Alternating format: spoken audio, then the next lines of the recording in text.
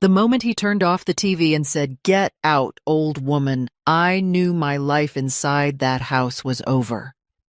The remote clicked once, and the room fell into a silence so sudden it felt violent. I had been sitting in my chair by the window, the one with the worn armrest where my hand always rested, watching the evening news the same way I had for years. Not because I cared so much about the headlines, but because that half hour belonged to me. It was the only time of day when no one needed anything, when my knees stopped aching and my thoughts could settle. Then Evan stepped in front of the screen like a shadow crossing a wall. He did not look at me at first. He simply reached out, pressed the button, and let the black screen speak for him. Then he turned and said it clearly, loudly, without hesitation. "Get out. Go to your room. This living room is mine now." For a second, I wondered if I had misheard him. 69 years of life teaches you that sometimes cruelty disguises itself as misunderstanding. I looked past him to the kitchen doorway. My daughter Rachel stood there holding 2 grocery bags, the plastic handles digging into her fingers. Our eyes met. I waited. Just one sentence. "Mom, this is your house," or "Do not talk to her like that." Anything. Rachel lowered her gaze. That was when something inside me went very still. Not angry, not broken, just clear. Evan dropped onto the couch I had paid for and turned the volume up on his phone as if I had already vanished. In his world, I was furniture, something old that came with the house. I stood up slowly. My joints protested, but I ignored them. I walked to the hallway, reached into the bowl by the door, and wrapped my fingers around my keys. The metal felt cold and solid, real. Evan laughed behind me and said, "Do not forget your glasses." Rachel did not follow. At the door, I paused. The framed photo of the desert hills hung slightly crooked. The rug I vacuumed every Saturday lay flattened where Evan's shoes always landed. I realized then that I had been shrinking myself inch by inch for 4 years, making space for a man who believed space was something you took. I stepped outside and closed the door gently, not in anger, not in fear, like placing a final period at the end of a sentence. The air was cool and smelled like dust and evening flowers. I locked the gate from the outside and walked until I found a cab. The driver asked where to. I gave him the name of a hotel downtown. When I sat back, my hands trembled, not because I was afraid, but because my mind had begun to work again. That night, alone in a quiet room, I opened the old leather folder I had not touched in years. Inside were copies of documents I once handled daily when I worked at the county land records office. Deeds, titles, ownership lines that did not lie or forget.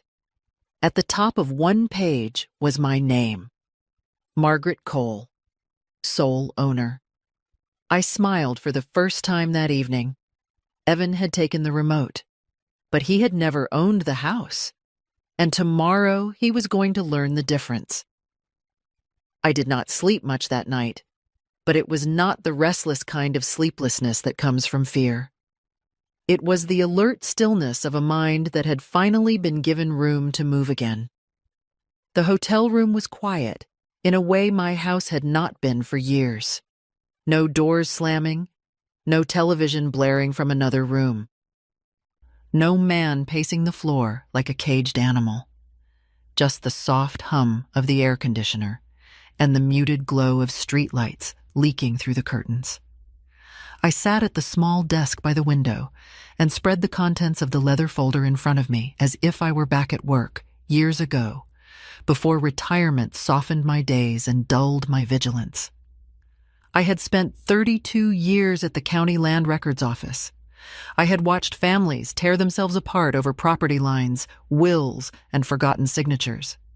I had seen sweet voices turn sharp the moment ownership was questioned, and I had learned one unshakable truth. Feelings fade. Paper does not. The deed was there exactly as I remembered. Recorded cleanly. No liens, no transfers, no joint ownership. The house had never stopped being mine. Not when my husband died. Not when Rachel asked if she and Evan could stay for a little while. Not when that little while stretched into 4 long years of swallowed words and closed doors. I poured myself a cup of hotel coffee and let it sit untouched. My reflection in the darkened window startled me. The same gray hair, the same lined face, but something in my eyes had changed. I looked like the woman I used to be at the counter, the one people underestimated until they realized she knew exactly where to look. I took out my phone and scrolled to a name I had not dialed in years. Daniel Price. We had worked across the street from each other back when I was still filing documents and correcting errors no one else noticed. He handled property disputes. I handled the records that decided them. We had crossed paths often, professionally, respectfully, without small talk. He answered on the 3rd ring. Margaret. His voice carried surprise, then concern. It is late. Are you all right? I am now, I said, but I need your help in the morning. There was a pause. He knew me well enough not to ask for drama. What happened? I told him the truth without decoration. My son-in-law ordered me out of my own living room. My daughter said nothing. I left. They have lived in my house for 4 years without a lease. I want them gone, legally. Another pause, longer this time. The house is still in your name, he asked. Sole owner, I replied. Then you are not asking for permission, he said calmly. You are asking for procedure. Exactly. He exhaled once, slow and deliberate. Then listen carefully. They are not tenants. They are occupants by consent. That consent can be withdrawn. We will prepare a notice. It must be served properly. No shouting, no confrontation, just paper. I closed my eyes for a moment and felt something settle into place. Tomorrow, I said. Tomorrow, he confirmed. I will send my associate to serve it. You do not need to be there. Good. Before we hung up, he added softly, You know this will change things with your daughter. I know, I said. But things have already changed. I just stopped pretending they had not. When the call ended, I finally drank the coffee. It was bitter but grounding. I lay down fully clothed on the bed and slept deeply, like someone who had put down a heavy load at last. Outside, the city moved on without me. Inside that quiet room, a decision had been made. And by morning, the house I had been told to leave would receive a visitor who did not knock out of courtesy, but out of law. Morning came with a pale desert light that slipped through the hotel curtains and rested on my face like a hand. I woke without an alarm, without the familiar jolt of dread that used to greet me each day in my own house. For the first time in years, my thoughts were not about what mood Evan might be in, or how carefully I would have to move around him. They were precise and orderly, like documents laid out on a desk. By 8:30, my phone vibrated once. Daniel Price. He is on his way. I showered, dressed simply, and sat by the window with my purse on my lap. Inside it were my keys, my identification, and the folder that had quietly waited for this moment. I imagined the house across town exactly as I had left it. Evan asleep on the couch, the television probably still tuned to whatever he had claimed the night before. Rachel moving carefully, anticipating his temper, mistaking silence for peace. At 9:12, my phone rang again, a different number. Mom. Rachel's voice was sharp with panic.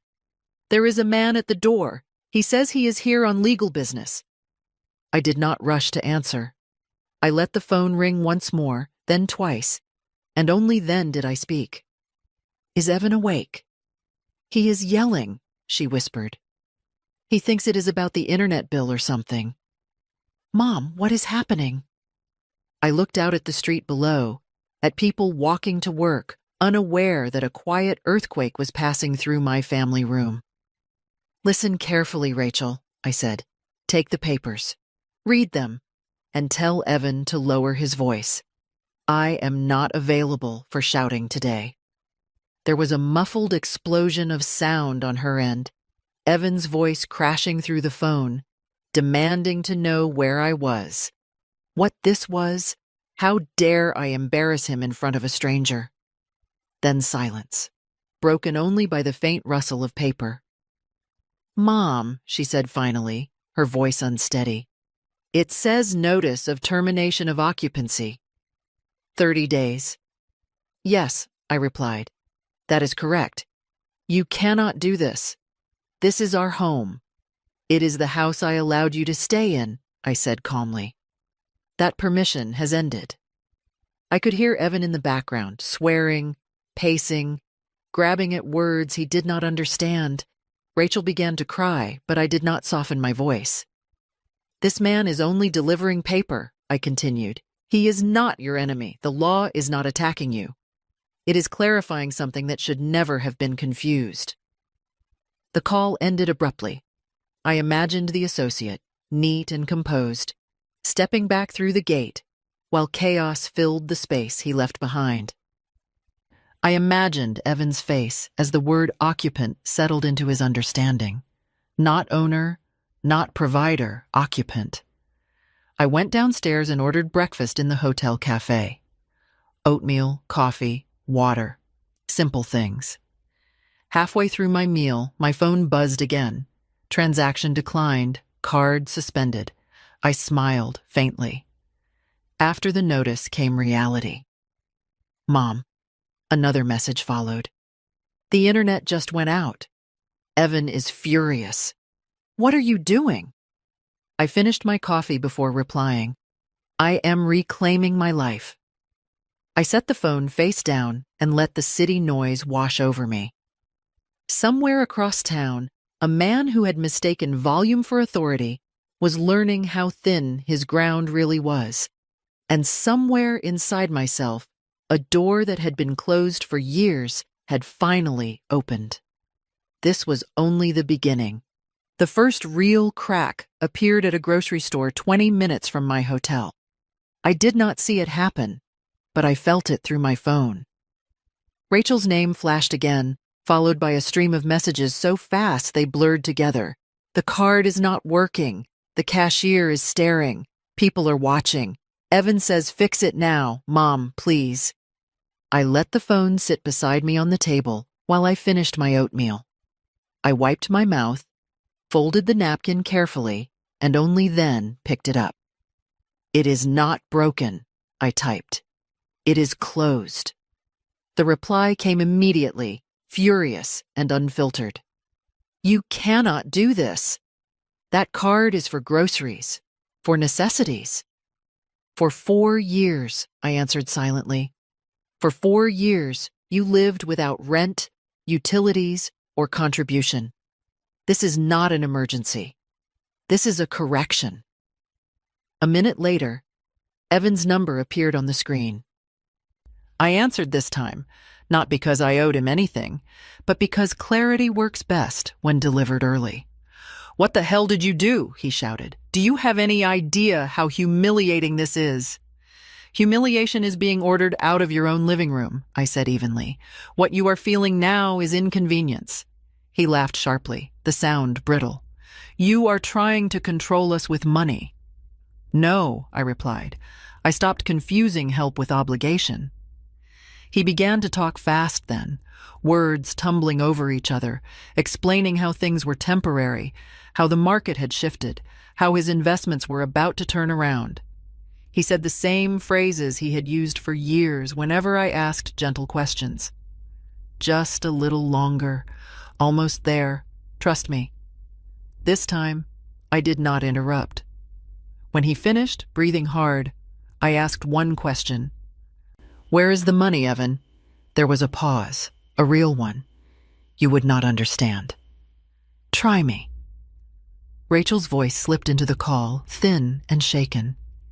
He said it was tied up. He said we were saving. Saving what? I asked her softly. Another silence. Then Evan snapped back in, anger covering something else now. Fear. You are overreacting. You cannot just pull the rug out from under us. I looked at the bank notification still glowing on my screen. Transaction declined $87. Meat department. You pulled the rug out from under yourselves, I said. I simply stopped holding it up. I ended the call. At the hotel, I walked to the window and stood there, phone in hand. More messages came in. Evan accusing, Rachel pleading. I did not answer. Silence was no longer absence. It was a boundary. A little later, another notification arrived. This one was quieter, but heavier. Account update. Supplementary card closed. Alerts active on primary holder only. I sat down on the edge of the bed and let the weight of it settle. The money had been my voice for years, speaking when I would not. Now that voice was gone, and what remained was truth. Across town, Evan was discovering what happens when confidence meets arithmetic. When promises are asked to show receipts. When the noise stops and only numbers remain. I did not feel victorious. I felt steady. By late afternoon, Daniel texted me. Expect escalation. When money stops, masks fall. Be ready for tomorrow. I typed back one word. Ready. As the sun lowered over the city, I realized something else had stopped along with the money, the fear. It had nowhere to live anymore. And without it, everything Evan had built his authority on began to collapse, quietly, publicly, and all at once. The conference room was colder than I expected, the kind of cold that sharpens your thoughts whether you want it to or not. I arrived early and chose the chair at the end of the table, not out of strategy but out of habit. From there I could see everything clearly, the door, the windows, the faces when they came in. Daniel Price sat to my right, his folders stacked neatly, pen aligned with the edge of the table. He nodded once, a small gesture of readiness. In front of me lay three things only: my identification, the deed, the notice. At exactly 10 o'clock, the door opened. Evan entered first, moving too fast, shoulders tight, jaw set like he was bracing for impact. His shirt was wrinkled, his tie loose. Eyes rimmed red from a night that had not gone his way. Rachel followed a step behind, clutching her purse with both hands as if it were the only solid thing left in her world. She did not look at me at first. Please be seated, Daniel said calmly. We are not here to play games, Evan snapped, dropping into a chair. We have lived in that house for years. You cannot just throw us out. I waited. Let him speak. People always reveal themselves if you give them enough rope. We have rights, Evan continued, his voice rising. There is such a thing as adverse possession. We lived there openly. Everyone knows it is our home. I looked at him over my glasses. That is not what adverse possession means. He scoffed. Of course you would say that. I spent 3 decades recording property claims, I replied. Adverse possession requires the owner to be absent, unaware, and unpaid. I lived there. I paid everything, and I am very aware. Daniel slid the deed forward slightly, not as a threat, but as a fact. The ownership is clear. There is no lease. Consent has been withdrawn. The notice is valid. Evan turned to Rachel then, panic flashing through his anger. Tell them this is unfair. Rachel finally looked at me. Her eyes searched my face for the softness she remembered, the mother who fixed things quietly. She did not find it. "Mom," she whispered, "he said we were saving. He said everything was under control. That was my opening." "Saving requires numbers," I said. I reached into my folder and placed several documents on the table. Bank statements, loan notices, a brokerage summary printed in black and white. "What is this?" Evan barked, reaching for them. Daniel's hand stopped his. "Let her read it." Rachel picked up the pages. Her eyes moved quickly at first, then slower, then froze. Her breath caught. I watched the exact moment understanding replaced hope. "It is negative," she said softly. "There is nothing here." "Worse than nothing," I corrected.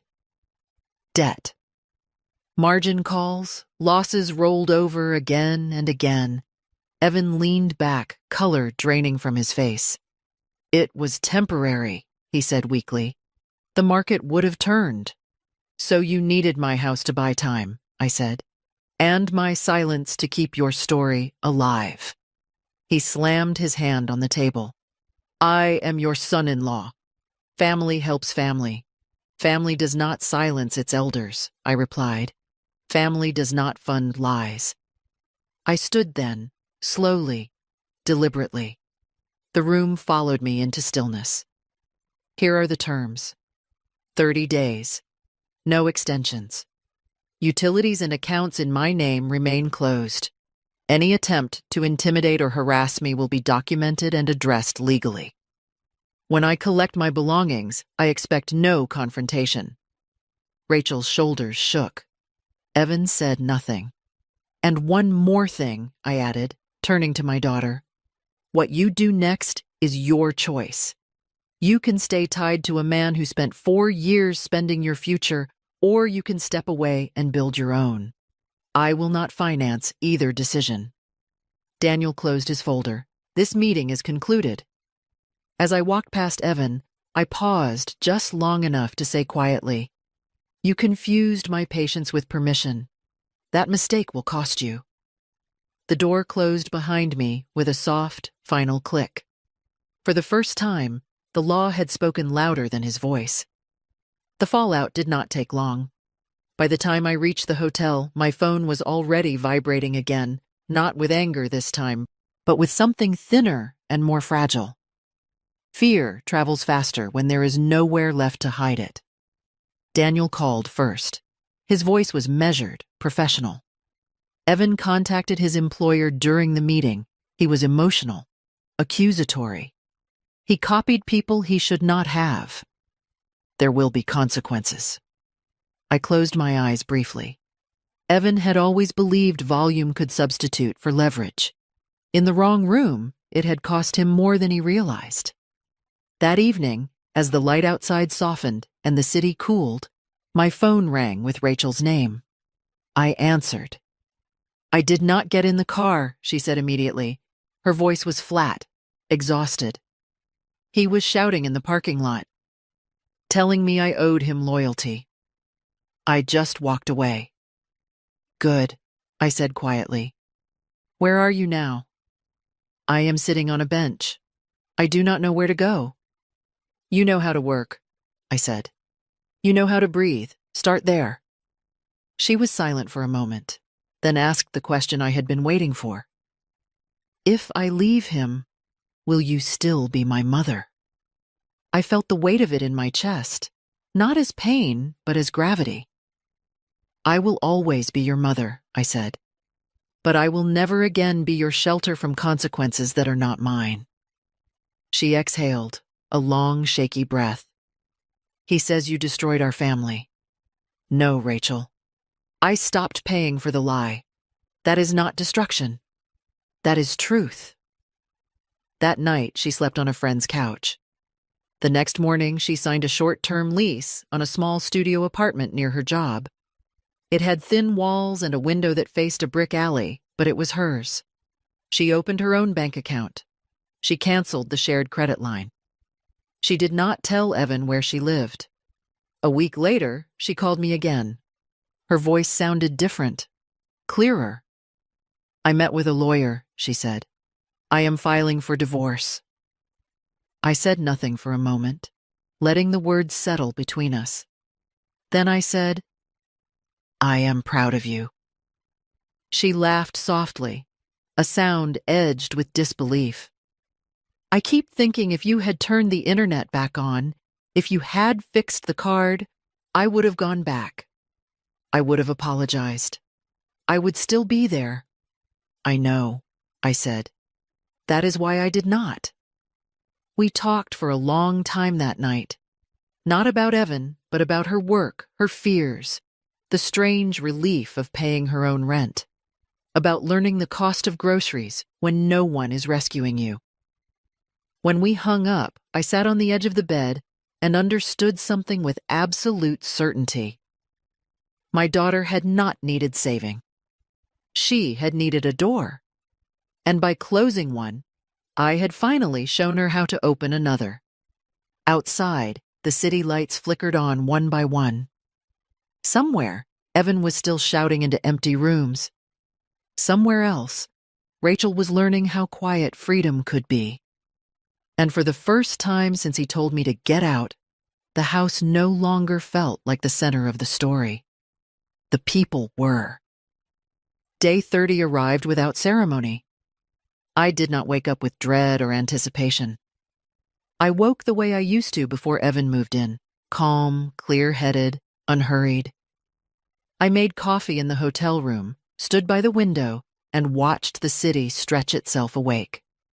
Today was not about confrontation. It was about completion. Daniel had insisted I not be present. Let the paper finish the work, he had said. Let the house breathe before you walk back in. So I left town for the morning. I drove west until the buildings thinned and the road opened into pale desert light. I sat in a quiet cafe, ordered toast and eggs, and read a book without turning the page too quickly. Every so often, my phone buzzed, but I did not rush to it. At 9:47, a single message appeared. They are loading the truck. At 10:12, keys will be handed over shortly. At 11, inventory completed. Minor damage noted. Locks intact. At 11:30, they are gone. That was all.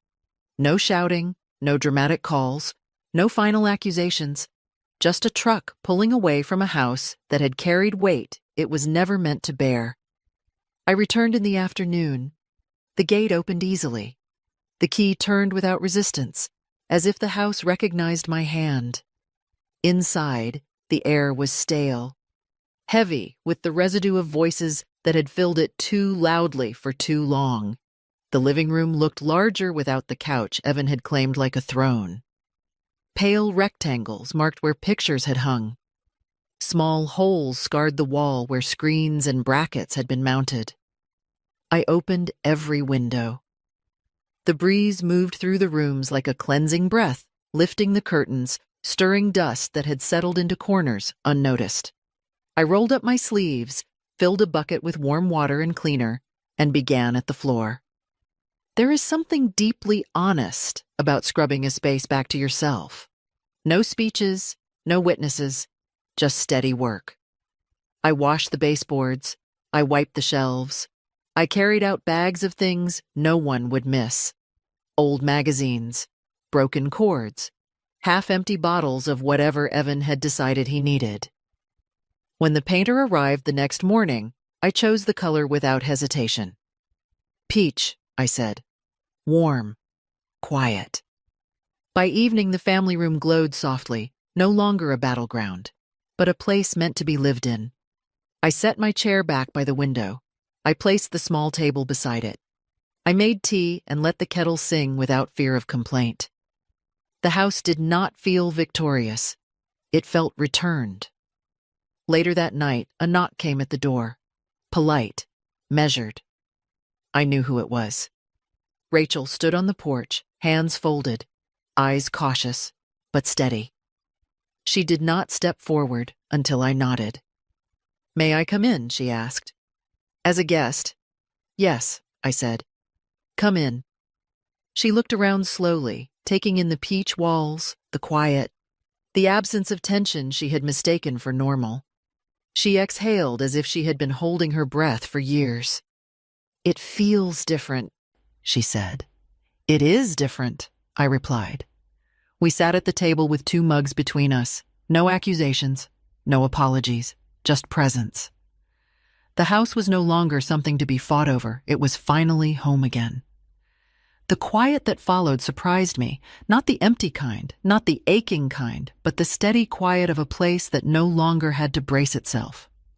In the mornings, light moved across the peach walls, slowly, unchallenged.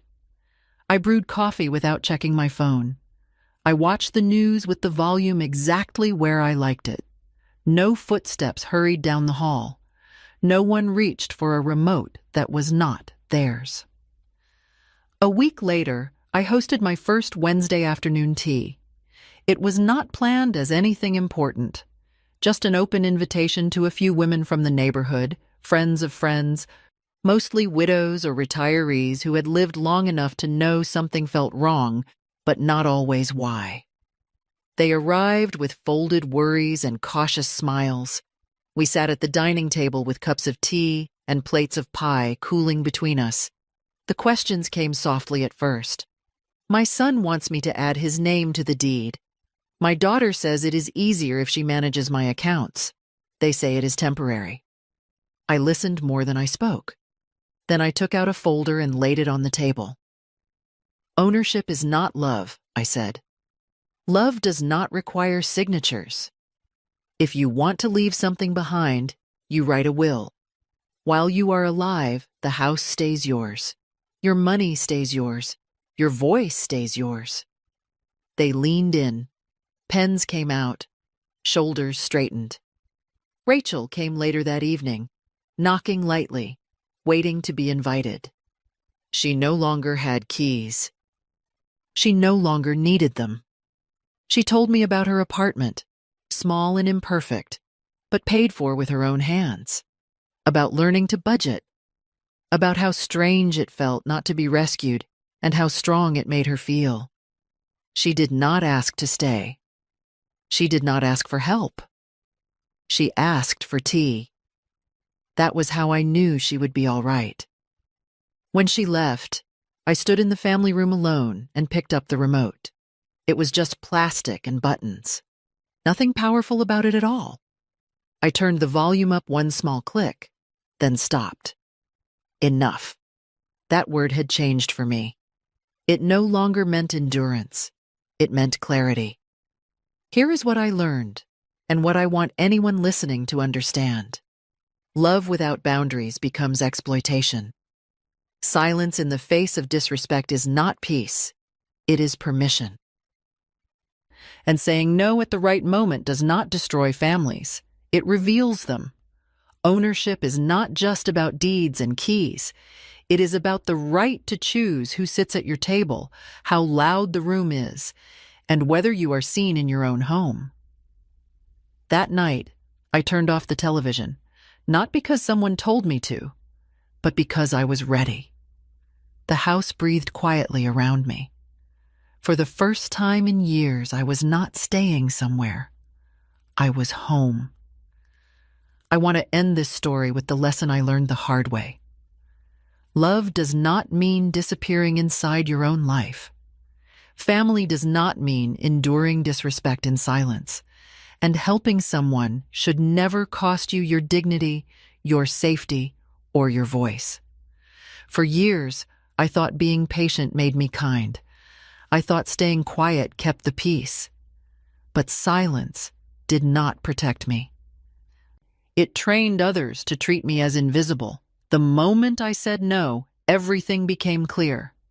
Who respected me, who used me, and who only stayed as long as I paid the price.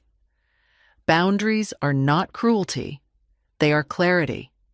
Saying no does not break families. It exposes the truth and gives everyone a chance to grow up. If you are listening to this and feel small in your own home, please hear me. You are allowed to take your space back. You are allowed to choose peace. Now I want to hear from you. What lesson did you take from my story? And which city are you watching from right now?